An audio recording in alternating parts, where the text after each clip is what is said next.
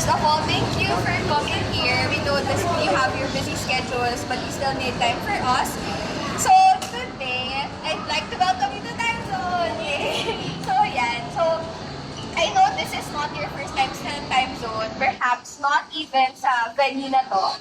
So I'd like you to take this media cultivation as if you're meeting a friend. So di ba yung friends natin, feeling natin kilala na natin sila eh. Pero this months, weeks of not seeing them, meron palang bago sa kanila. And those updates, we only get to learn about those in catch-ups like this one. So yeah, so let's go inside. So, bago tayo mag-start, fun fact na. So, kayo po ba, would you say, kilala nila sa time zone? Would you say that? Yes. Yes. Yes, but the time zone actually started with just that one pinball machine. So our founder, Mr. Paco Tiger, started with 21 pinball machines sa Perth in Australia. Tayo after all, the fun start, right? Yan. Ano lang, pang start lang. So, complete tayo against each other. Yan, single play na lang po kasi yung click address. Yan.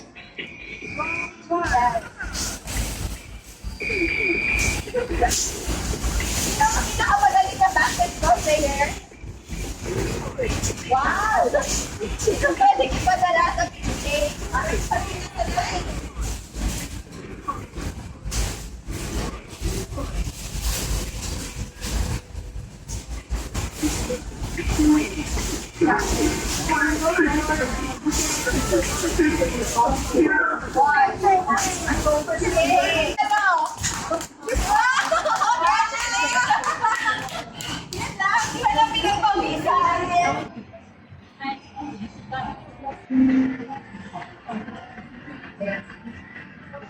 Yeah.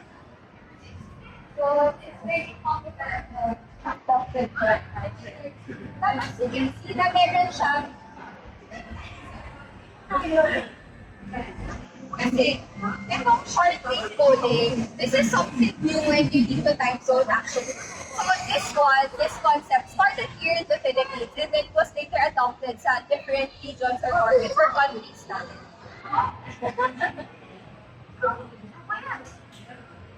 Tayo, alam niyo yung K-pop Demon Hunt. So, meron tayo welcome to our party. So, this specific venue can accommodate a total of a maximum of 50 guests. So, you would think doon na parang party mo siya, it's for kids lang, it's birthday parties. But you'd be surprised kasi recently, nagkaroon talaga ng increase sa interest and inquiries when it comes to corporate packages. And we're anticipating na mas dadami pa yun yung per month. Specifically sa December kasi andyan yung buildings, Christmas parties, and year-end. So yun. But it's not just for that season, it's all year. That starts with 850 pesos. Yun. And then for yung mga party pack, actually, that's also a concept na very intentional or very strategic in time zone. So, kasi we put all these attractions close to each other. Kasi yung bowling, as I mentioned, di ba, very popular siya. Different issues, families, friends. That's why, may times talaga na sobrang hama na. So, I think they would come here or kakanta sila. So, it works like magic. Yung ganitong klase ng setting. Natin, sound stage, so you would also observe na yung mga games natin, again, making it more convenient and accessible for everyone. Para hindi sila dapat nagtanap. For example, kung ano yung number kasi magkakasama yung lahat na magkakasama. Yung previous format, yung previous yung price shop natin. So before, tatayo ka sa counter, tapos merong shelf sa likod. Tapos, mo kung ano yung gusto mo, friend. But now, this is also a concept that's very time zone. Kasi, as I mentioned, here at Time Zone, we put our guests first.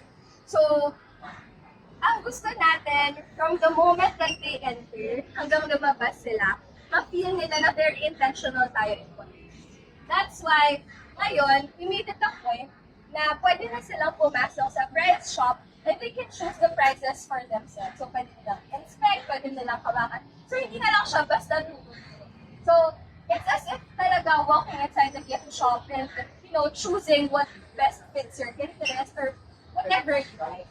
So, dito po, for this price shop, naka-group siya. So, for example, ito, for boys, girls, naka-alternate siya. And then, that particular area there, it's based on the power. So, colored kit na game na to, this is the only game. Dito, only colored game as of now dito sa Philippines. And naka-dry-run na kami ngayon. But tomorrow, nag-open na siya dito mo. So yung colored game na to, it has 4 game modes. Okay. Escape the lava, fight the color, red light, green light, and sharp shoot. Tapos merong maximum of 6 players na kayang i-accomplish. So for example, nangyayari kayo ng game mode, merong instructions that the places on how to go about that particular game. So yung your hurdle, yeah. So,